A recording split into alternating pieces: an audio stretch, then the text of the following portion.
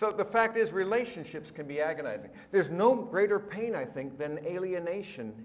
And how do we become people who discover the secret to quality relationships? And my answer is that first and foremost, you and I cannot really be effective in loving others the way we were intended to love them unless we grasp who and whose we are. And we cannot know who and whose we are unless we allow the one who spoke all into being to define us. We cannot know ourselves unless we know the one who created us. That we are made for a purpose, and our desire then is to discover what that looks like. One writer put it this way. He says, we're not at peace with one another because we're not at peace with ourselves. And we're not at peace with ourselves because we're not at peace with God. And the argument there is if I get the vertical right, it'll affect the horizontal. As to the vertical, we look at the scriptures and we study what it has to say, and we discover that God, first and foremost, is the lover of your soul. You may not feel that way, but the reality is he made you for himself, and his desire is for him to show you the fulfillment of all the needs that were embedded within you. Every one of us in this room has a fundamental need for love and acceptance. That's security. We all need a sense of security. We all have a need for significance, and we also have a need for satisfaction. Here's the problem, though. We often turn to the wrong places to get those needs met.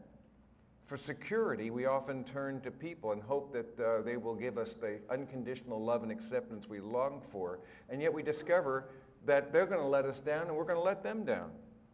We often turn to our possessions to gain a sense of significance. But the problem there, of course, is that if you compare yourself with other people, there's always going to be someone who has more, and possessions never satisfy. We turn to our performance or our position in order to gain a sense of satisfaction in life. But again, what happens when you do not do well, or what happens when you retire? And the point here is that God has wired us to pursue those things in him. That true love and acceptance is found by his embrace, in his embrace. There is the one who will be the lover of your soul. The one who knows you best loves you most. The one who sees through even what's under the waterline of your thoughts, things that you won't tell anybody.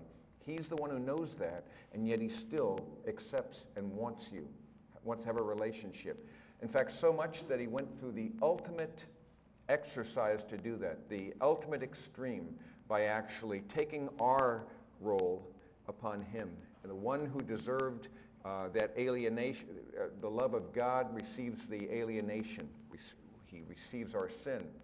And we who would have been estranged without him, he's the one who gave us his life and love.